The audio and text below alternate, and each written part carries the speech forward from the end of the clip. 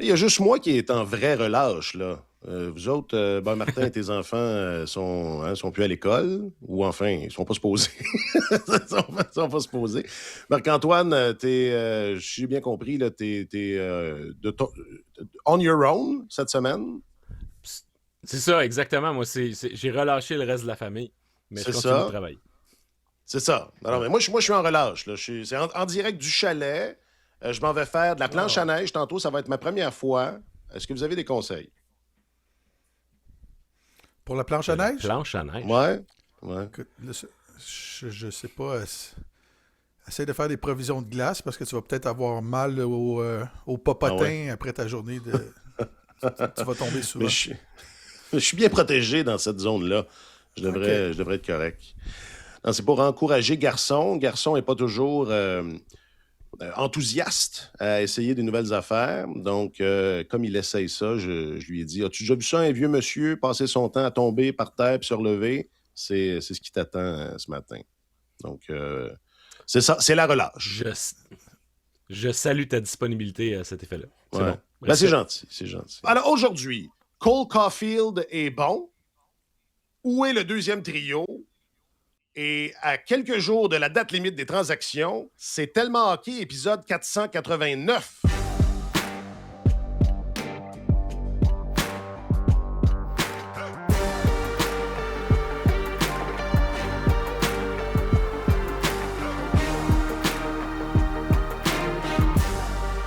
Il est votre chroniqueur principal au service des sports, M. Martin Leclerc. Salut, Martin. Bonjour, messieurs. Et il est votre journaliste affecté aux affaires du hockey, M. Marc-Antoine Godin. Salut, Marc-Antoine. Salut les boys! Je m'appelle Alexandre Coupal. Ça a bien été. Je pense que tu veux pas, c'est un match après 3 semaines et demie de break, donc c'est de reprendre le rythme. Mais non, je me sentais bien. Mon niveau d'énergie était bon. Puis en tant que trio, je pense qu'on a joué de la bonne façon aussi, donc ça nous a apporté du succès, tant en zone défensive qu'offensive. Zachary Bolduc, qui était de retour dans l'alignement dans le match contre les Capitals samedi, qui évoluait sur le deuxième trio. Je regardais les temps de jeu après, là, puis c'est une hiérarchie qui n'est pas facile à suivre. Sauf erreur, mis à part Slavkovski, je dirais que le trio de Kapanen, Demidov a été le moins utilisé. Ben pas, les chiffres, c'est ce que les chiffres disent. Puis ensuite de ça, c'est assez disputé. On est vraiment dans une, particulièrement dans ce match-là, là, on est vraiment dans une logique de groupe. Là. Je ne sais pas si Saint-Louis décide d'y aller plus souvent avec ceux qui sont dans une bonne soirée, mais c'était quand même samedi. Je ne sais pas, est-ce qu'il y a seulement que moi qui a remarqué ça? Il y avait décalage là, dans les temps d'utilisation auxquels on est habitué habituellement. Qu'en pensez-vous? Ouais, mais, ben, tout d'abord, il y a le fait que quand le Canadien a une avance, et là, ça a été tellement un sujet de discussion récemment, dire comment le Canadien va gérer son avance, s'assurer de ne pas rester sur les talons, etc. Il y a quand même le réflexe chez un entraîneur de vouloir se tourner vers des gens qui sont le plus étanches défensivement possible pour pouvoir réussir à maintenir cette avance-là. Fait que ça me surprend pas tellement que un gars comme Demidov, par exemple, a été moins utilisé. Mais c'est sûr que c'est toujours... Tu sais, il y a plein de choses qui rentrent en ligne de compte. La quantité d'unités spéciales qui ont lieu dans un match, évidemment, ça, tu regardes le temps total d'utilisation, c'est sûr que ça va influencer si tu as une soirée où tu as beaucoup de supériorité numérique, un gars comme Demidov va jouer davantage, c'est normal. Puis tu mentionnes le fait qui a une bonne soirée. Je pense que Martin Saint-Louis est quand même assez sensible à ce niveau-là aussi. Puis, tu sais, on a entendu Bolduc. Bolduc a connu un bon match quand même samedi. C'est intéressant. Je trouve que le fait de se retrouver avec Alex Newhook, je trouve que c'est un bon complément pour lui en termes de cadence de jeu, d'avoir un gars qui est capable d'être efficace autant défensivement qu'offensivement. Tu sais, qui il tire un petit peu son trio vers le haut. Fait que je trouve ça intéressant d'avoir Bolduc dans cette chaise-là. Mais tu sais, il y a tellement de profondeur que d'un match à l'autre, là, on va mettre quelqu'un de côté, on va le remplacer, puis on va voir les temps d'utilisation monter et descendre passablement, je pense. Martin? Ouais, puis tu sais, au retour d'une pause, une longue pause comme celle-là aussi, je pense que c'est juste un bon placement de la part de l'entraîneur d'essayer de répartir le temps de jeu pour repartir la machine, pour aider tout le monde à repartir la machine. Là, j'imagine qu'à un moment donné, on va revenir à des patrons d'utilisation un peu plus connus. D'accord avec Marc-Antoine, j'ai beaucoup aimé le match de Bolduc. Je regardais aux Jeux olympiques des gars qui étaient sur l'équipe canadienne, qui ont l'habitude de jouer beaucoup de minutes avec leur équipe, qui étaient dans des rôles plus périphériques, qui étaient moins utilisés, qui jouaient sur le 4e trio, qui étaient utilisés comme 13e attaquant. Puis on les voyait pas beaucoup dans le match. Puis, c'est pas facile. Là, au hockey, tu es tributaire en partie du temps de glace que tu as pour te faire valoir. Puis si ça va pas bien dans un match, à un moment donné, à force de jouer, les choses finissent par... tu finis par trouver une bonne séquence puis à avoir une influence sur le match. Bolduc, je trouve, beaucoup de gens qui disaient qu'il était effacé dans les dernières semaines avant les Jeux olympiques, et sans doute avec raison, mais c'est ça. T'es un petit peu... ton temps de jeu influence aussi l'impact que tu as dans le match.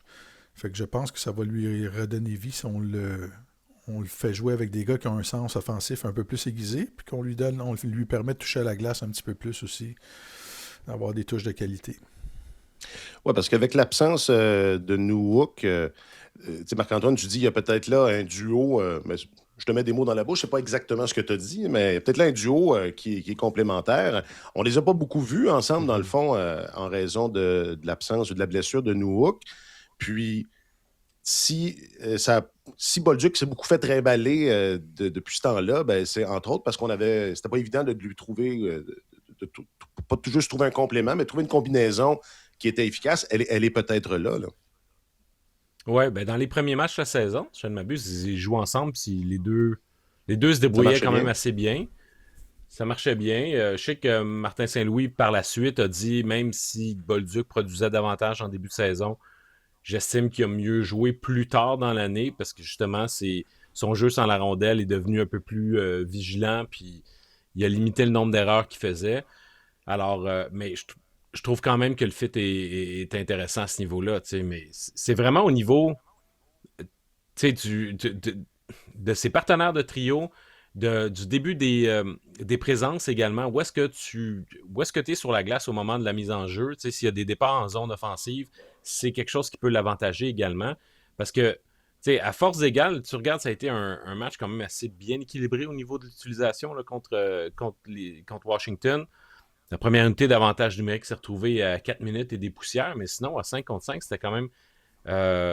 c'était intéressant à quel point c'était réparti. Puis Bolduc est ressorti, mais il n'a pas joué plus que d'habitude. Là. Il a joué non. 12 minutes et demie. Ouais, c'est ça. Est-ce que... c'est ça va compliquer davantage le jeu. Ben, pas compliqué davantage, mais là, c'est Texier qui sautait son tour. Je ne sais pas si on veut éviter qu'un joueur passe beaucoup de matchs à l'écart. Si c'est le cas, ça va compliquer un peu là, ce jeu de porte tournante, parce que si tout le monde joue bien, il faudrait que quelqu'un joue mal, là. Ça aiderait. ça aiderait, non, Martin? Faudrait que quelqu'un se blesse. Faudrait que, ouais, c'est ça, ou du moins... Ah, mais tu sais, on parle beaucoup de profondeur, mais quand on regarde les matchs... Écoute, moi, je regarde les 2 derniers matchs depuis le retour des Jeux. Là, c'était le premier trio qui génère de l'attaque, puis les autres trios ne génèrent pas grand-chose. Fait que c'est beau de parler de la profondeur, mais là, il y a quand même une perche qui est là si on veut créer de la compétition, puis qu'on veut exploiter ça au sein de la formation. Il va falloir qu'il y en ait qui commencent à se démarquer aussi. Moi, je pense que pour un gars comme Bolduc, le fait de jouer avec Newhook, c'est une occasion, là. J'avais placé dans mes notes aujourd'hui, Alex, tu as dû les voir, mais le trio de Dano avec Anderson et Gallagher génère absolument rien, n'a pas d'impact sur les matchs. Le trio de Kapanen semble avoir frappé un mur aussi. Tu as 2 jeunes joueurs sur ce trio-là qui ont été aux Jeux olympiques aussi, mais il ne se passe pas grand-chose de concret sur la patinoire. Fait que... Bolduc, Evans puis Newhook, c'est une occasion pour eux de dire, écoute, on est là, on peut peut-être contribuer davantage. Puis s'ils contribuent davantage et que Martin Saint-Louis est fidèle à ça, à l'exploitation de la compétition dans l'alignement, ben, c'est à partir de là que ça devient intéressant. Là. Mais à date, ce que j'ai vu dans les deux premiers matchs depuis le retour des jeux, c'est encore une équipe d'un trio. Là. Ouais, ben, Ouais. le fait surtout de voir Slavkovski, puis le trio de Slavkovski est particulièrement éteint, là, on dirait qu'il y a comme. Je sais pas exactement si c'est un blues post-olympique dans le cas de Slavkovski puis Kapanen, mais c'est sûr qu'ils n'ont pas leur mordant habituel. Puis on dirait que Demidov a été un petit peu. Semblait un petit peu rouillé de ne pas avoir joué pendant presque 3 semaines. Mais pendant que tu parlais, Martin, je me suis. Je suis allé vérifier, puis non, c'est ça. En début de saison, Newhook et Bolduc ne jouaient pas ensemble. C'est moi qui errait, parce que dans le fond, Mais Newhook était c'était avec romantique. Kapanen Ouais. puis Demidov. OK. Alors, ouais, c'est ça. Donc, c'est relativement nouveau, mais ça m'apparaît un petit peu prometteur. Mais personnellement, je suis pas trop inquiet qu'à un moment donné, les autres trios vont se mettre à s'allumer un petit peu plus là, du côté du Ben, Canadien, puis ce sera pas toujours seulement Suzuki. Mais il y a une affaire, par exemple, c'est que j'ai pas l'impression qu'à part les mises en jeu remportées par Philippe Danault sur son côté fort, d'avoir un gaucher qui gagne les mises en jeu, j'ai pas l'impression que cet échange-là, jusqu'à maintenant, le retour de Danault à Montréal, donne vraiment les effets escomptés. Je trouve que tout ça, ça nous laisse un petit peu sur notre faim. Là. Je sais pas ce que vous en pensez, mais moi, j'ai pas l'impression. Il y a tellement une grosse marge entre le Danault qu'on connaissait à l'époque, puis la version qui est aujourd'hui plus âgée, puis qui avait plus vraiment d'impact avec les Kings de Los Angeles. Je trouve que là, on se retrouve vraiment avec. Je sais qu'il y avait une volonté de vouloir recréer un peu la dynamique de Evans droitier avec Dvorak gaucher. Puis là, au lieu de Dvorak, c'est Danault qui est là. Mais fait en termes d'utilisation puis de gestion du banc de Martin Saint-Louis, c'est vrai que ça se ressemble. Mais en termes d'impact, je trouve que j'attends. ben, Peut-être à ben, tort, mais peut-être je m'attends à plus de Danault. mais la vérité, c'est qu'il n'y a pas tant de résultats. Tu sais, Martin, tu viens d'en parler. Là. Oui, mais que j'avais la même réflexion tantôt. Tu sais, je regardais un peu, j'essayais de regarder l'alignement pour voir avec la date limite des transactions qui approchent, tu sais, si on se plaçait dans les chaussures de Kent Hughes et de Jeff Gorton, voir qu'est-ce qui presserait d'améliorer. Puis, tu sais, bon, on sait tous que le contrat de Patrick Laine est très problématique cette année. Là. C'est un problème, mais Danault est encore sous contrat la saison prochaine, puis si le bateau continue à voguer comme ça, ben ça va être problématique. Ça va être problématique la saison prochaine. Moi aussi, je m'attendais à plus. Je pensais qu'il y aurait plus d'étincelles offensives qui seraient générées par Danault, que son impact serait plus grand. C'est quand même un vétéran qui a l'expérience à la position de centre, qui a apporté une certaine stabilité, mais il permet pas à son trio de garder la tête au-dessus de l'eau, là, puis d'apporter, Ouais. de générer quelque Ben, chose de positif dans les matchs. Fait que, écoute, c'est problématique. Le problème au centre reste, si on regarde la situation comme elle est là, par rapport à avant que la transaction soit faite, je pense pas que le problème soit résolu, honnêtement. alors que c'était tellement romantique, une belle, le grand retour de Philippe Danault. J'ai tellement aimé ça. Mais est-ce que, je ne sais pas, voyez-vous chez lui individuellement de ralentissement ou est-ce que ça pourrait seulement être le casting? Parce que il a pas mal, enfin, il a surtout joué avec Anderson et Gallagher. Euh, Hmm. veut pas, c'est ça, là, ils ont tous les trois la responsabilité de ce manque d'étincelles-là, ou enfin, je pose la question. Là, est-ce que c'est une responsabilité partagée ou est-ce qu'effectivement Danault, individuellement, a suffisamment ralenti pour que les questions que Martin soulève là, soient inquiétantes? Là? Écoute, Ouais, je pense qu'il. vas-y, Marc-Antoine. Ben, je pense que ce serait un peu de la mauvaise foi d'imputer seulement Dano comme étant le responsable de ça. À mon sens, c'est une œuvre collective. Tu sais.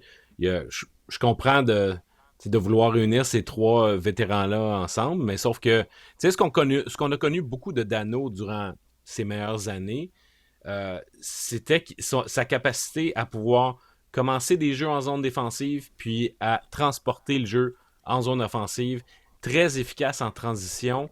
Puis c'était un trio à l'époque, à la belle époque là, avec Gallagher puis Tatar. C'était un excellent trio en termes de possession de rondelles.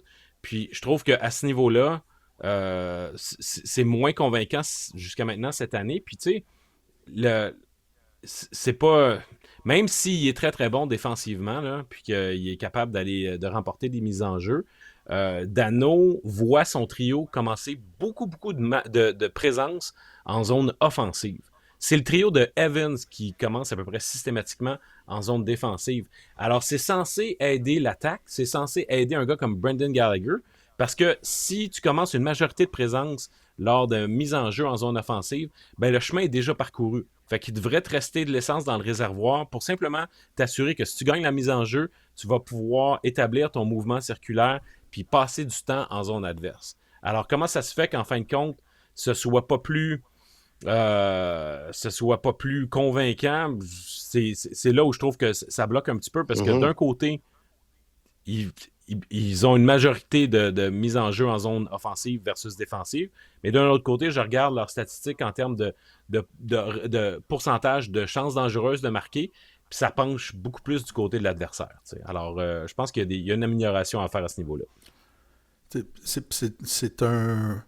C'est la multiplication de quelques déclins individuels, ce trio-là. La somme.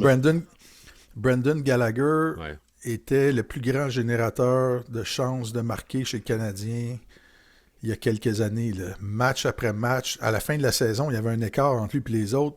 Puis tu sais, on s'entend, là, c'est pas un joueur ultra talentueux, Brendan Gallagher, mais il était toujours près de la zone dangereuse, en train de récupérer un retour, en train de bousculer, de prendre une rondelle qui traînait. Là, on parle de comme une chance de marquer à tous les 4 matchs à peu près, ou à tous les 3 matchs. Cet aspect-là de son jeu a beaucoup décliné. Puis tu le regardes jouer. Moi, j'ai beaucoup d'admiration pour Gallagher. Là. C'est un guerrier, puis j'ai souvent dit qu'il aurait pu jouer à son apogée, il aurait pu jouer avec presque... Il aurait pu avoir un rôle avec presque toutes les éditions du Canadien dans l'histoire. Là. Fait que tu regardes, tu le regardes jouer objectivement, Brendan Gallagher, il patine plus, ça n'a jamais été un patineur exceptionnel, mais il a perdu un petit quelque chose, puis il vieillit, puis c'est normal. Puis le même phénomène s'applique à Dano. Tu le regardes patiner par rapport à lorsqu'il était à son apogée ici, à Montréal, c'est plus le même patineur, il n'y a plus le même impact. Puis les joueurs, normalement, amorcent un déclin à partir de l'âge de 30 ans. Là, quoi, mais Philippe est rendu à 33 ans. Tu regardes sa production offensive à Los Angeles, 27 buts, il est tombé à 18 buts en 2022-2023, tombé à 17 buts en 23-24, l'année passée 8 buts. Quand il est arrivé à Montréal cette année, aucun but en 30 matchs. Là, il y a 3 buts en 53 matchs cette saison. Il y a 14 points de récoltés. Fait que c'est ça, t'as 2 joueurs en déclin, puis Josh Anderson. Il y en a un trop. Josh Anderson, je pense, peut être un complément, un gars qui crée de la place pour des gars qui ont un petit peu plus d'attaque. Mais là, il est avec 2 joueurs éteints. C'est pas lui qui va les relancer. C'est pas lui qui va les relancer. Là, il n'est pas ce type de joueur-là. Fait que ça fait un trio qui est composé de vétérans qui ont du vécu, mais qui font pas osciller du tout l'aiguille durant les matchs.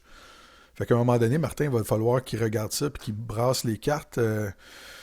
Puis, tu sais, le trio de Kapanen avec Demidov, tu as 2 joueurs recrues qui viennent de vivre 2 tiers de saison à un rythme effréné. Là. Le calendrier de la Ligue nationale était extrêmement compressé. T'as Kapanen, le joueur de centre de ce trio-là, qui est allé aux Jeux olympiques, qui n'a pas profité d'une pause. Slavkovski non plus. Puis moi, je crains que ce trio-là soit en train de frapper un mur solidement. Là. Ouais. Fait qu'il va peut-être falloir mélanger un peu les bonbons pour essayer de créer une effervescence. Il y a des options. Tu sais, la bonne nouvelle, c'est qu'il y a des options. Puis on en parlait la semaine passée, quand c'est Bolduc qui a été le premier à sauter son tour. Moi, je ne l'ai pas dit explicitement, mais j'imaginais ce qui a commencé à se passer. C'est-à-dire on a dit aux plus jeunes, c'est toi le premier à passer ton tour. Ensuite, on a dit à Texier, le deuxième plus jeune. Je pense qu'on s'en va vers Gallagher parce que c'était les trois dont les postes étaient les plus en danger, hein, entre guillemets. Est-ce que c'est là qu'on va? Est-ce qu'on va voir ça cette semaine, par exemple?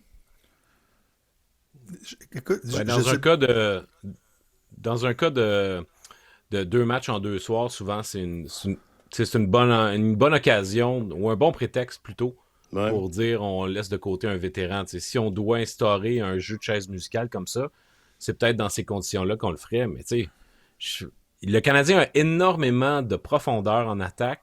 Il a une liste d'attaquants longue comme le bras. Et malgré tout, j'ai l'impression que, surtout au sein des troisième et quatrième trios, parce que je suis un peu moins inquiet pour le trio de jeunes que Martin peut le traduire. Là. Je pense qu'ils vont se replacer. Mais je trouve que sur les troisième et quatrième trios, il y a comme une abondance de possibilités puis de combinaisons qu'on peut former. Mais malgré tout, j'ai l'impression qu'on est encore à la recherche de ce qui est optimal dans cette équipe-là. Puis que, tu sais, au sein malgré le grand nombre d'attaquants, on n'a pas réussi encore à trouver des combinaisons qui font que le bottom six là, est satisfaisant puis à la hauteur de ce que le Canadien peut espérer. Tu sais. Martin?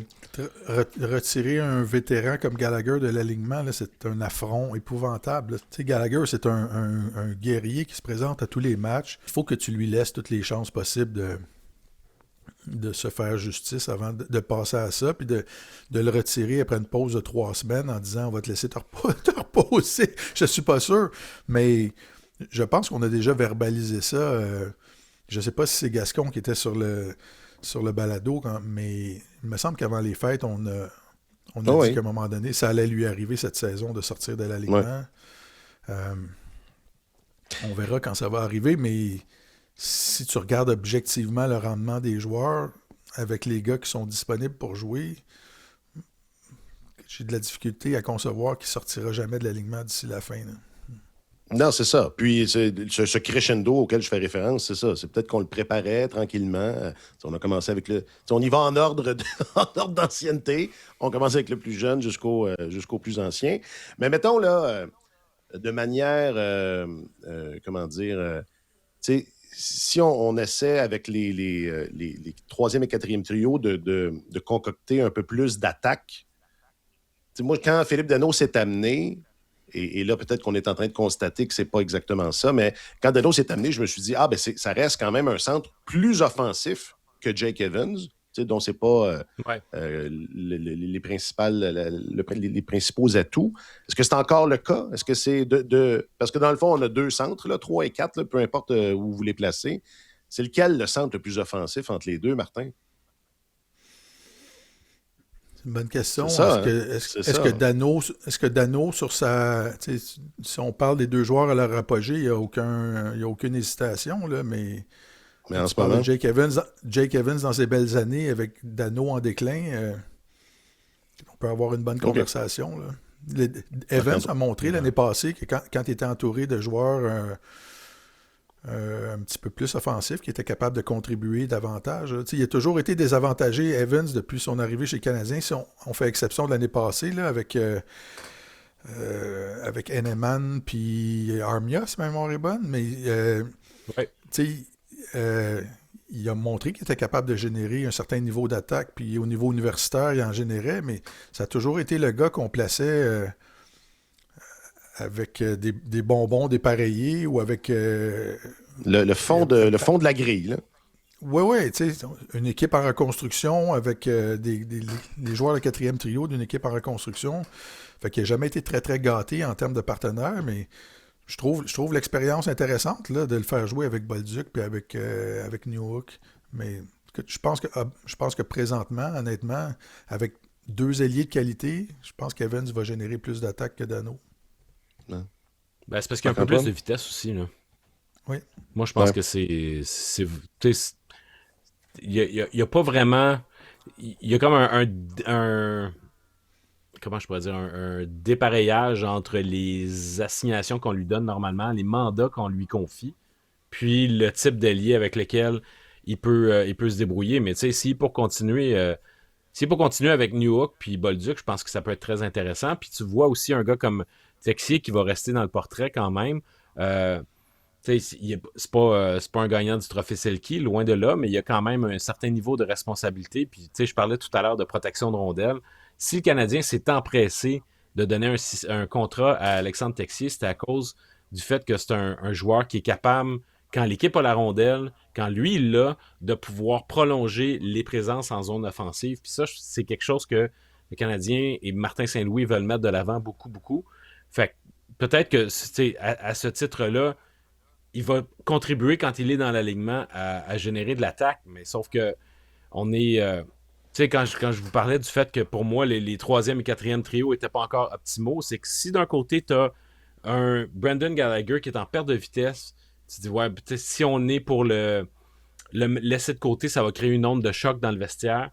Tu as Philippe Danault que tu viens d'aller chercher, ça t'a coûté un deuxième choix au pêchage, puis finalement, il n'est plus le joueur qu'il était.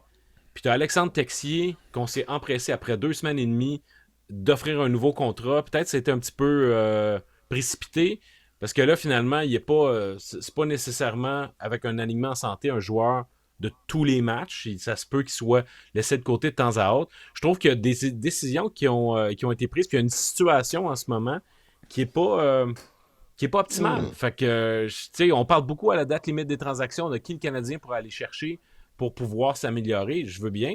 Mais avec le personnel qui est déjà en place, est-ce qu'on est capable de créer, de se tourner vers les bonnes personnes puis d'aller chercher des trios qui vont vraiment faire un impact comme on le souhaite, t'sais. Texier, je pense que ça lui est juste profitable de ne pas jouer par le temps qu'il court, parce que je pense qu'il n'est pas à 100% encore. Il était blessé avant les Jeux olympiques. Il a probablement étiré la sauce un peu pour participer au jeu. Il n'y a pas longtemps, il jouait il jouait au sein du premier trio, puis il contribuait bien. Puis à partir du moment où sa blessure a commencé à s'aggraver ou à l'empêcher de jouer comme il est capable de jouer, là, il est disparu un petit peu. Mais je pense que c'est juste intelligent. En tout cas, s'il est encore légèrement blessé, c'est juste intelligent, parce que je pense qu'il va être important dans le dernier droit, puis quand les séries éliminatoires vont commencer, là, je pense qu'il n'est pas capable de se rendre justice présentement, puis on l'a vu avec l'équipe de France. Là. On ne l'a pas vu beaucoup. C'était pas le même joueur qu'on a vu sur la patinoire aussi. Ça pourrait être Twitter, Facebook, Instagram, Snapchat, C'est vraiment avec ça. OnlyFans. Le tweet, le book, le gram. Question du public, réseaux sociaux. Question du public, réseaux sociaux.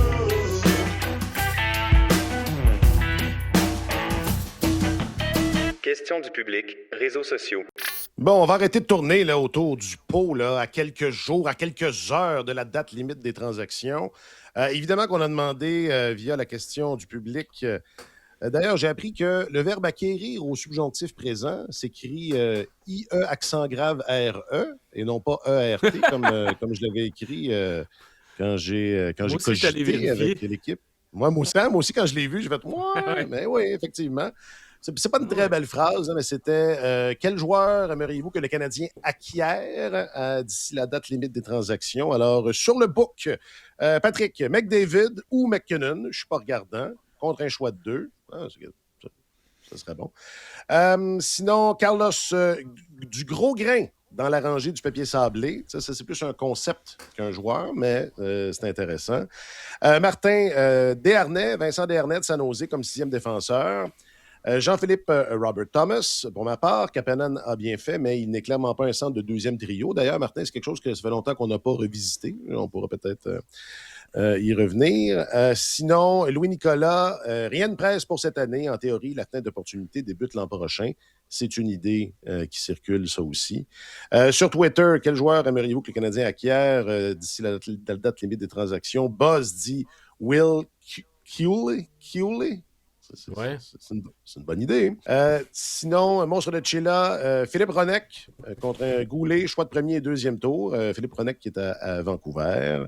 Et c'est pas mal ça. Il y a Alexis qui dit la joueuse américaine qui a déculotté tout le monde en surtemps. Ça avait du potentiel comique. Mais c'est pas OK. tout à fait... On n'est pas tout à fait là. Est-ce que, à la lumière de ce qu'on vient de dire, c'est ça, moi je pensais, parce qu'il y a beaucoup de questions de Robert Thomas, là, mais c'est ça, je pensais que la ligne de centre du Canadien, c'était bien. Tu sais que ça peut toujours, il y a toujours place à amélioration, mais que c'était bien, là, avec Dano et tout ça, avec l'émergence de Kapanen. D'ailleurs, son émergence à Kapanen, Martin, est-ce qu'elle est émergente ou le jury délibère encore? Euh, moi,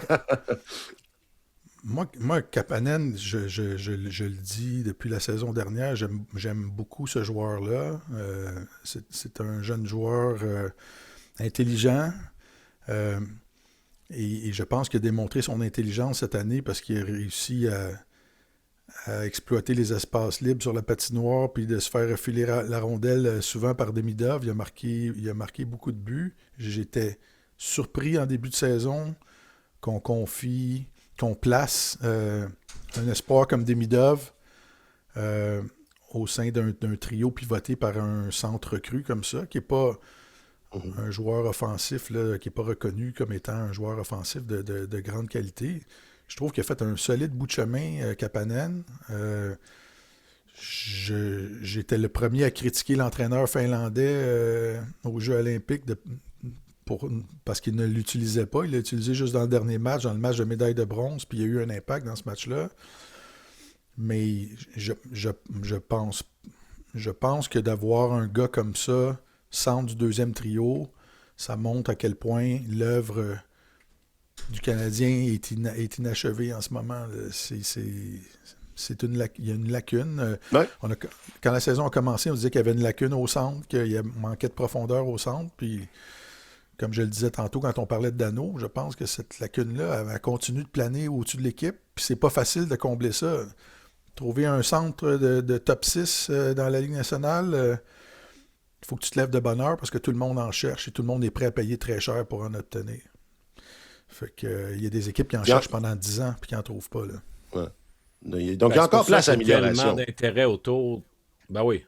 Mais c'est pour ça qu'il y a tellement d'intérêt autour de Robert Thomas, parce que quand tu as un centre top 15 dans la Ligue nationale qui, tout à coup, arrive sur le marché, qui est signé à long terme, à très bon prix, puis qui a 26 ans, ben c'est clair que ça va faire la file pour pouvoir faire son acquisition. Fait que je pense que n'importe quelle équipe de la Ligue nationale serait contente de pouvoir ajouter un Robert Thomas dans sa formation. Mais à cause de l'intérêt qui va être manifesté pour ce joueur-là, ça vient avec un coût d'acquisition qui est probablement exorbitant. Puis le Canadien doit se dire, OK, si jamais on décide de passer tous nos actifs intéressants de transaction pour aller chercher ce joueur-là, alors qu'on est peut-être encore à 2 ans là, d'être vraiment une équipe qui est à maturité et qui est prête à gagner, est-ce que c'est le temps de dépenser ce capital-là aujourd'hui? Puis je pense qu'il y a un argument à faire des deux côtés, parce que Thomas, étant donné qu'il est encore jeune, tu dis là, la chance est là. Mais en même temps, le Canadien voit quand même Michael Hage assez gros dans sa soupe. Peut-être qu'ils vont se dire, si on pouvait attendre de voir qu'est-ce qu'on a sous la main avant de payer un bras et une jambe pour aller chercher un joueur de centre, on va au moins regarder qu'est-ce qu'on a. Est-ce qu'on pourrait l'utiliser dans une transaction? Puis tu sais, il n'y a personne qui aurait imaginé il y a 1 an que Robert Thomas se retrouverait sur le marché des échanges. Ben oui. Fait qu'en l'espace d'1 an, il y a bien des choses qui peuvent changer, tu sais. Il y a des gars qui ne sont pas disponibles aujourd'hui, apparemment, mais qui vont l'être l'année prochaine.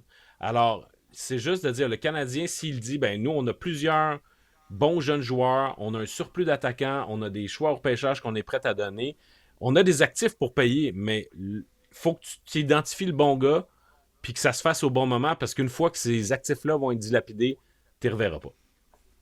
Il n'y en aura plus. Non, puis il faut en garder si on veut aller chercher McDavid l'an prochain aussi. Il faut penser à ça. C'est important. Est-ce que le Canadien... Est-ce qu'il faut que le Canadien fasse quelque chose ou... tu disais, Martin, bon, si l'œuvre est inachevée au centre, si on prend cet exemple-là. Moi, j'aurais tendance, mais enfin, à la lumière de la conversation qu'on a eue, je suis en train de me dire que peut-être qu'effectivement, la ligne de centre est plus en construction, ou enfin, est moins aboutie que je l'aurais pensé. Moi, sentiment, c'était que c'est davantage en défense ou est-ce que c'est pas clair, tu sais? Il y a encore, tu sais, vous me direz, ça arrive constamment, mais tu sais, cette équipe-là a un sixième défenseur qui joue 10 minutes par match, à tous les matchs. Tu sais, il y a comme vraiment un décalage. Puis il y a cette obsession que j'ai là, sur les gauchers à gauche puis les droitiers à droite. Tu sais, moi, ça me gosse davantage que la ligne de centre. Mais est-ce qu'il y a, Martin, c'est ça, une position où ce serait vraiment mieux de ne pas laisser ça comme ça? C'est que ce serait vraiment mieux d'essayer de faire un petit ajustement si on souhaite que le Canadien le fasse un peu mieux que l'an passé, advenant de qualification.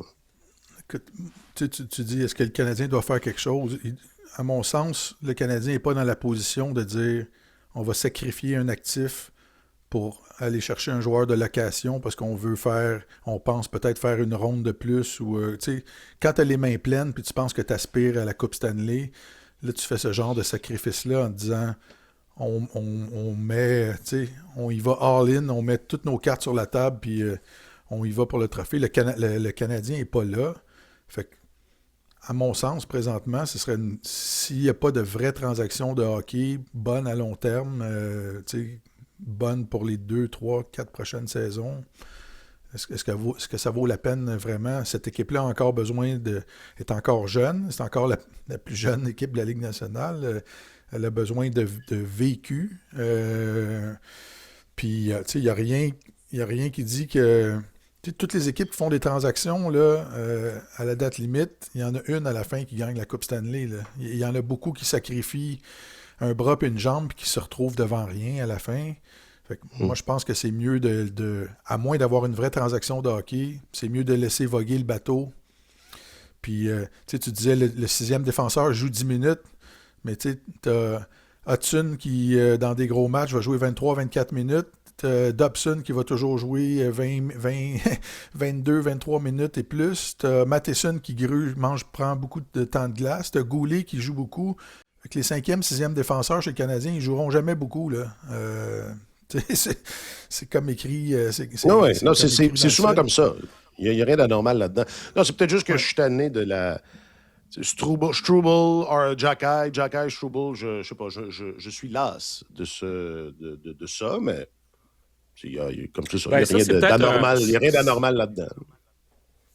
C'est peut-être un endroit où le Canadien pourrait piger pour pouvoir apporter des corrections puis procéder à une transaction, d'échanger l'un de Jacky et Struble pour essayer de dénouer ça. Mais tu sais, l'intervenant qui mentionne le nom de Vincent Desharnais, pour moi, aller chercher un défenseur de troisième duo, c'est complètement inutile. Là, ce que le Canadien... Là où ça devient intéressant, c'est si le Canadien dit on veut avoir un défenseur droitier qui va jouer sur notre deuxième duo. On va avoir Alexandre Carrier comme défenseur droitier sur le troisième duo. Puis on accepte, on prend la décision philosophique d'avoir Caden Goulet sur notre troisième paire, mais sur son côté naturel. Si on décide de prendre cette voie-là, c'est correct. Je pense que le Canadien peut décider de s'améliorer de cette manière-là. Mais sauf que tout dépend du coût d'acquisition. Parce que est-ce que tu vas vraiment t'améliorer en allant chercher un défenseur droitier naturel pour placer dans cette chaise-là versus ce que Goulet te donne en ce moment? Puis est-ce que tu vas te commettre sur plusieurs années, sachant que à un moment donné, s'il garde la santé, David Reinbacher va cogner à la porte. Puis, on peut pas prétendre que ça essaie d'exister, cet espoir-là. Ils vont lui donner les chances de se faire valoir en temps et lieu. Alors, un jour, ça sera... Ben, c'est ça. Un jour, ce sera son tour. Alors, je serais très surpris que le Canadien dise on va mettre la main sur un défenseur droitier qui va être signé pour 4-5 ans, puis on a un problème qui est réglé à long terme. Je serais très surpris. Mais aller chercher un défenseur qui serait plus une mesure transitoire, un gars qui est signé peut-être jusqu'à la fin de la saison prochaine, ça peut être intéressant. Puis tu sais, tantôt quand on parlait du fait que la fenêtre de compétitivité du Canadien n'était pas tout à fait ouverte, moi je regarde avec beaucoup d'intérêt la saison, là on est 25-26, la saison 27-28. Parce que l'année prochaine, c'est la dernière année des contrats de Dano, de Gallagher, d'Anderson, de Montembeault. Tu sais, c'est des gars qui, vraiment, une fois que leur contrat va être arrivé à échéance, puis que le Canadien va dire, OK, qu'est-ce qu'on fait avec chacun de ces gars-là? Au point de vue de la gestion de la masse salariale, on va vraiment tourner la page puis passer à une autre version du Canadien de Montréal. Puis à mon sens, c'est à partir du moment où ces contrats-là à des vétérans vont être terminés que Kent Hughes puis Jeff Gorton vont se retrousser les manches puis vont se dire, là, le temps de gagner, c'est maintenant. Alors, tu sais, je reviens à la question du centre, puis peut-être que je fais du coq à l'âne, mais tu sais, c'est vrai que Kapanen, c'est une recrue, puis qui n'est pas encore un gars achevé en termes de potentiel, mais si on se projette dans 2 ans, quand il va être rendu à sa 3e saison, peut-être que finalement, on va se dire, ah ben là, finalement, c'est devenu un joueur de centre un peu plus abouti, tu sais. Alors, à l'approche de la date limite des transactions, je pense qu'il faut être très vigilant de vouloir aider l'équipe, oui, si possible, mais aussi de s'assurer que cet horizon-là, là, dans 2 ans, de la saison 27-28, reste un peu intact, puis qu'on pige pas trop là-dedans. Tu sais. De toute façon, il y a effectivement, c'est ça, c'est effectivement ça les horizons. Je lisais, Martin, dans tes notes, c'est ça, tu t'attends pas aussi. Et c'est vrai qu'on n'avait pas revisité cette idée-là, mais c'est la première année où il y a le plafond salarial, entre guillemets, qui va être effectif pendant les séries éliminatoires. Tu sais, je sais pas, peut-être ça va avoir un impact négatif sur le nombre de transactions. Il y a peut-être moins d'équipes là, qui vont vouloir s'empiétrer là, dans ce genre de gestion-là. Ça va être intéressant de voir si ça a un impact, Martin. Ouais, ben, tu sais, je regardais cette semaine, je m'attendais à ce qu'il y ait un peu au retour des Jeux olympiques un petit feu d'artifice. Là. Il y a eu une pause pendant laquelle les équipes n'avaient pas le droit de transiger. Et écoute, c'est extrêmement tranquille cette semaine. Là. Il ne s'est pas passé grand-chose. Puis je regardais en 2023, dans les 7 jours précédant la date limite des transactions, donc pas le jour même, pas la date limite des transactions elle-même, mais dans la semaine précédente, en 2023, il y avait eu 39 transactions dans les 7 jours précédant la date limite des transactions, et le jour même, il y en avait eu 21. En 2024, il y avait eu 22 transactions dans les 7 jours précédant la date limite des transactions, 23 transactions le jour même. Pour la journée où il y a les émissions de télévision à partir de 7 heures le matin. Ouais. Là. L'année dernière, il y a eu 18 transactions dans les 7 jours précédant la date limite des transactions, 26 le jour même. Cette semaine, à date, il y a eu 2 transactions. Puis écoute, c'est pas des choses à se lancer par les fenêtres. Là. Le Wild a échangé Roman Schmidt aux Flyers contre Boris Katchouk, qui est un joueur de Ligue américaine. Puis les Blackhawks ont envoyé Connor Murphy à Edmonton, puis en retenant 50% de son salaire en échange d'un 2e choix. Alors, ces chiffres-là me font dire que les gars comme toi, Alex qui souhaitait que le plafond salarial soit équilibré en séries éliminatoires, vous avez peut-être mis des menottes aux directeurs généraux.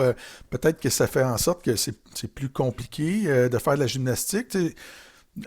Un directeur général qui a une équipe gagnante, il y a une équipe qui va bien, généralement, il veut ajouter à son équipe, à sa formation. Il ne veut pas faire de soustraction dans le dernier droit. Puis là, c'était obligé d'envisager des soustractions en séries éliminatoires pour te conformer au plafond, ou si tu es obligé de faire des transactions de hockey, c'est pas la même chose que d'aller chercher des joueurs de location. Puis il y a aussi cette fameuse règle-là qui empêche une 3e équipe de jouer les entremetteurs et d'absorber 50% du salaire d'un joueur. Là, c'est plus permis. Fait que ça aussi, ça restreint un peu le mouvement de personnel. Fait que écoute, on verra ce que ça donnera. Peut-être que ça va éclater tout de suite quand on va terminer le balado puis qu'il va y avoir 17 transactions aujourd'hui. Mais peut-être que ça va être... peut-être que ça va avoir un effet... Moi, tu sais, je trouve qu'il y a déjà tellement de contraintes pour les directeurs généraux dans la Ligue nationale de hockey. Quand tu veux rebâtir ton équipe, le marché de l'autonomie est tellement restreint que c'est très difficile d'emprunter cette voie-là. Tu es presque obligé de couler au classement pour faire empiler des choix au repêchage puis des talents pour reconstruire sur plusieurs années. Puis là, on leur a enlevé de la marge de manœuvre pour transiger, pour profiter des chances qu'ils peuvent avoir d'aller chercher la Coupe Stanley. Écoute, ça va créer un genre de parité, mais ça va limiter beaucoup, je pense, le mouvement de personnel à travers la Ligue. Là. Moi, je ne sais pas dans quelle mesure c'est vraiment à cause de ça, à cause du plafond salarial en séries éliminatoires qu'on n'assiste pas à plus de transactions que ça. Parce que, tu sais, dans le fond, cette mesure-là a été mise en place pour éviter les abus comme le Lightning de Tampa Bay. Hein, on se souviendra de Nikita Kucherov qui était tellement content de dire que son équipe avait une masse salariale de, c'était quoi, 98 millions, quelque chose comme ça, à cause de différentes manigances. On veut se protéger contre ça, puis de toute façon, le plafond salarial, à cette période-ci de l'année, les équipes doivent quand même s'y conformer. Fait que c'est juste de dire, tu vas chercher un gars, il faut qu'il se conforme à ton plafond, à ta masse salariale aujourd'hui, mais il va falloir que ce soit encore le cas au début des séries éliminatoires. C'est sûr que ça change quelque chose, mais fondamentalement, je me demande si c'est pas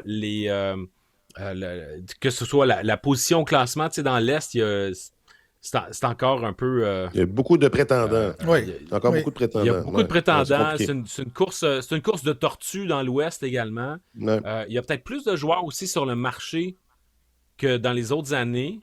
Notre collègue Elliot Friedman décrivait la chose comme étant un marché de vendeurs, un marché d'acheteurs, dis-je, cette année. Donc, c'est-à-dire que si ce que tu m'offres, le prix ne me convient pas, je sais que je peux trouver quelqu'un d'autre ailleurs, puis le prix va peut-être me convenir davantage.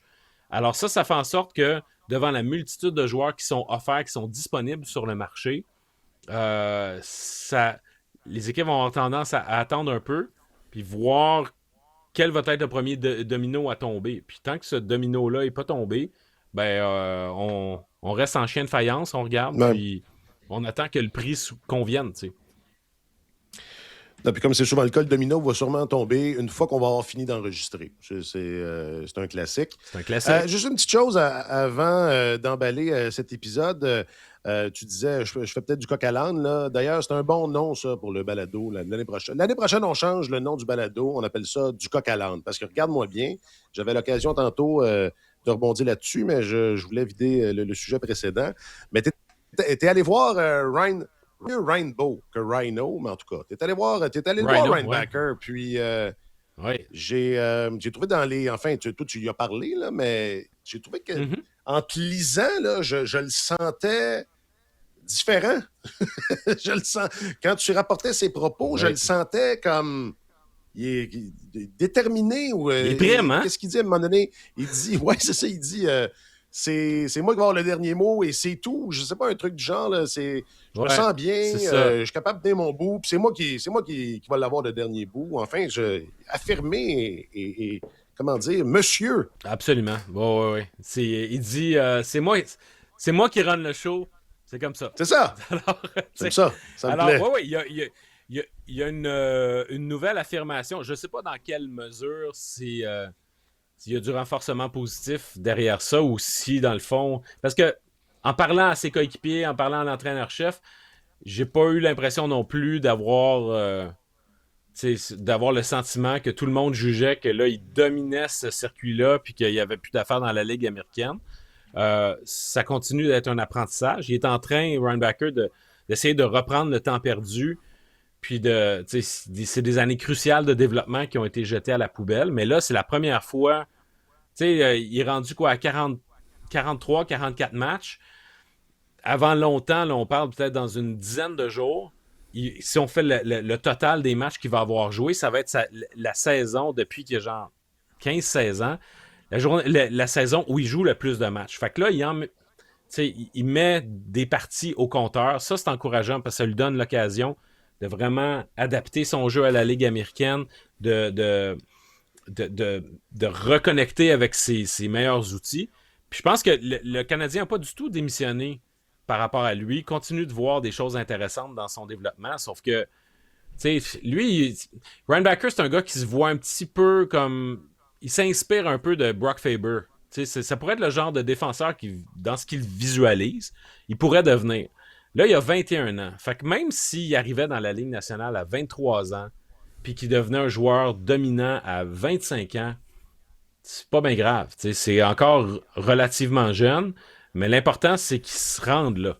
Et le temps que ça prendra, oui, il a été retardé, mais ça, tout ce qui s'est passé avant, on peut pas le réécrire, là. C'est fait, c'est fait.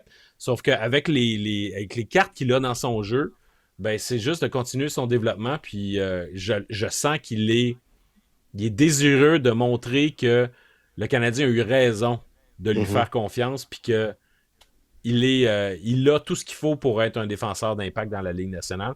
Puis c'est ça qu'il veut démontrer en ce moment. Tu sais. Ouais. Ça doit faire du bien de jouer un peu. Tu sais, quand c'est ça quand c'est ça que tu fais, là, de jouer un peu, ça doit être bon pour le moral.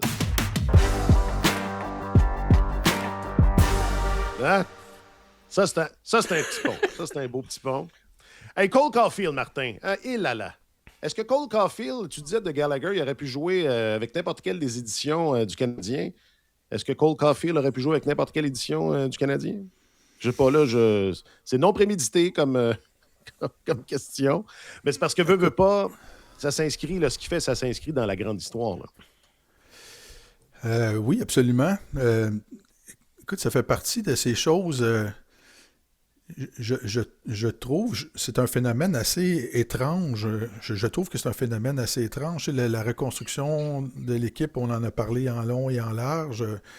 Puis, combien de fois on a répété la phrase « il ne faut pas tirer sur une fleur pour la faire pousser plus vite » et tout ça, mais je trouve qu'on s'habitue étrangement facilement à l'extraordinaire en regardant jouer. T'sais, pour moi, Lane Hutson, on a la chance de voir un des meilleurs jeunes défenseurs de l'histoire de la Ligue nationale. Ses chiffres le montrent, ce qu'il a fait la saison dernière, puis la rapidité avec laquelle il a atteint le plateau des 100 mentions d'aide. C'est ça, ouais. On regarde ça, puis on tient ça pour acquis. On savait quand Cole Caulfield est arrivé à Montréal que c'était un marqueur de but et tout ça, mais on disait, comment il va s'adapter à la Ligue nationale? Il a commencé quand même avec un rythme impressionnant, mais il est quand même sur la ligne de flottaison. Là, pas de flottaison, mais sur la ligne, comme quand on regarde les compétitions de natation aux Jeux olympiques et que quelqu'un est en train de battre le record du monde, qui suit la ligne jaune là, de près, là, il touche à peine à la ligne jaune. Et c'est la ligne. Il touche à la ligne des 50 buts. Là. Puis on est aux 2/3 de la saison. Puis il n'a pas l'air étouffé par la pression ou quoi que ce soit. Il semble s'amuser. Il continue de jouer de façon responsable défensivement. Il continue de jouer contre les meilleurs trios adverses. Et dans le match de samedi, il a failli marquer 3 buts en première période. Là, il a obtenu comme 4 chances de marquer de qualité en première période. Ça sortait de partout, mais il est très opportuniste aussi. Il profite des chances qui se présentent à lui. Fait que il est rendu à quoi? Là? Il est troisième meilleur buteur de la Ligue nationale à une époque où c'est très difficile de déjouer des gardiens. Fait que j'imagine qu'il aurait pu percer l'alignement du Canadien à n'importe quelle époque, mais il va falloir commencer à se pencher là-dessus, là, à faire une espèce de décompte, parce qu'il est sur un rythme de 49 buts ou presque. Alors, ça ne prendrait pas grand-chose pour pencher du côté des 50 buts. Il est en voie de devenir le premier marqueur de 40 buts depuis Vincent D'Anfous, 93-94. Ça fait quand même longtemps de ça. Ça, on peut tenir pour acquis qu'il va le faire, à moins qu'il arrive quelque chose de fâcheux. Fait que c'est quelque chose d'extraordinaire qui est en train de se produire, puis c'est comme... Voilà, on se demande... Ça se passe sous nos yeux, puis comme si rien n'était. Là. C'est quand même incroyable. On a d'autres préoccupations, là. Robert Thomas, puis des affaires de même, là. On pense pas à ça. Mais tu sais, Cole Caulfield, là, il est 27 buts à forces égales. C'est le deuxième plus haut total de la Ligue derrière Nathan McKinnon. Puis il a marqué 21 buts pour dénouer, alors que la marque était égale. Ouais. Fait que pour dénouer une impasse, donner les devants aux Canadiens, 21 buts, c'est énorme. Là. Ça, puis alors, il est puis deuxième pour le nombre de buts gagnants aussi dans la Ligue nationale. Fait que c'est pas seulement qui marque beaucoup, mais on dirait que c'est toujours dans des circonstances qui font une différence. Il est pas... Tu sais, moi, Martin et moi, on est des gars de baseball. Puis, à l'époque, chez les Expos, il y avait un premier but qui s'appelait Lee Stevens, qui avait fini ses saisons à Montréal avec genre 21, 22 circuits, un faux frappeur de circuit, tu sais. Puis, mais il y avait le don de frapper des circuits quand les Expos perdaient 5-1, Ouais. Puis lui, son circuit faisait en sorte que c'était 5-2. Fait que ça a l'air bien beau sur sa fiche, mais ça avait aucun impact sur le résultat des matchs. Ah ouais. Mais Cole Caulfield, quand il marque ses buts, c'est pas quand... c'est pas nécessairement des filets déserts ou quand le Canadien est longtemps et de loin en avance ou de loin en arrière. Non, c'est dans le crunch, c'est quand ça compte le plus. Alors ça ajoute de la valeur à toute sa production parce que c'est un joueur qui... c'est un game breaker, c'est un joueur qui change le cours des matchs.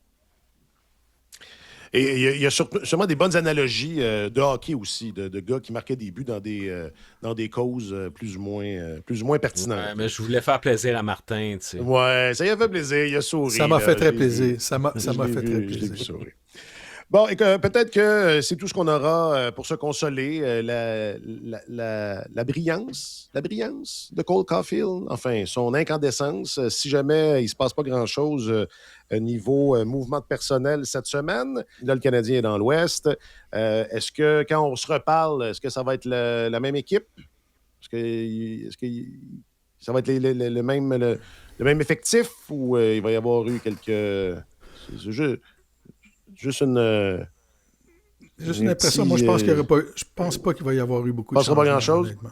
Non. À moins Marc-Antoine? qu'une transaction de hockey surgisse, une transaction incroyable, là, puis je parle quelque chose de gros, là, que le Canadien décide de sacrifier des jeunes pour aller chercher un joueur qui va être là longtemps, mais je vois pas d'amélioration. Comme l'année là, de significative, Steve Ott. Puis, vous vous souvenez-vous de ça? Bergevin avait White été chercher King. comme 4-5 morceaux. Là. Ouais, c'est ça, 4-5. Il n'y aura pas de ça. Pas de ça cette année. Marc-Antoine, même ça équipe. serait plus- On joue à la ça- même équipe ou Ouais. pas même équipe? Ça va ressembler. Je suis d'accord avec Martin qui, au fil de l'épisode, a utilisé plusieurs fois l'expression un échange hockey. Tu sais, le Canadien, dans la position où il est au point de vue salarial, s'il est pour aller chercher du salaire, il doit en délester l'équivalent. Ils appellent ça en anglais, dans le jargon du hockey, money in, money out. C'est la situation dans laquelle l'équipe se trouve en ce moment. Fait qu'à moins qu'on réussisse à trouver un dénouement à l'histoire de Patrick Laine, n'importe quelle autre transaction doit être faite avec ça à l'esprit. Tu sais. Alors, si jamais on ne peut pas décloisonner tout cet aspect-là salarial, ben, ça contraint le Canadien à aller juste chercher des joueurs peut-être à petit salaire qui pourraient venir remplir des mandats précis. Puis ça, je pense que je m'attends à ce que le Canadien aille chercher quelqu'un, mais est-ce que ça va être quelqu'un qui va nécessairement tout chambouler? J'en doute. C'est surtout, à mon sens, quelqu'un qui viendrait remplir un profil différent, quelqu'un qui apporte quelque chose qu'on n'a pas au sein de cette équipe-là à l'heure actuelle. T'sais. Fait que c'est notre auditeur qui parlait de papier sablé, de gros grain, ça me plairait. Parce qu'on a beau avoir un surplus d'attaquants, du gros grain, il n'y en a pas des tonnes. C'est plus du grain fin. Oui. Ouais, c'est ça. Ah, il n'y a rien comme une bonne analogie de quincaillerie. Pour terminer l'épisode, parce que c'est ça, c'est le monde, c'est effectivement la réalité là, dans laquelle on évolue. Marc-Antoine Godin, je rappelle que tu es notre journaliste affecté aux affaires du hockey. Merci infiniment pour ces quelques C'est minutes. exact. C'était plaisir. Martin Leclerc, je rappelle que tu es notre chroniqueur principal au service des sports. Merci infiniment également. J'ai hâte qu'on soit ensemble à nouveau, messieurs. Vendredi. Il me semble que c'est moins le fun quand je parle à mon écran. Voilà. C'est moins le fun, mais voilà, c'est exceptionnel aujourd'hui, mais je suis d'accord avec toi.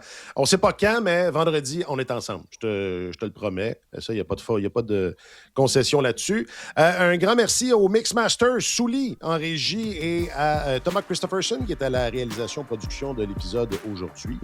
Merci à vous tous et à vous toutes d'avoir été là. Bonne relâche. Soyez prudents si vous essayez la planche à neige pour la première fois cette semaine. Apparemment que ça peut causer des ecchymoses. Puis, on se retrouve, je le répète, surveiller les réseaux sociaux de Radio-Canada Sport pour savoir quand le prochain épisode de vendredi sera publié. Sur tous les terrains et sur tous vos appareils, Radio-Canada Sport.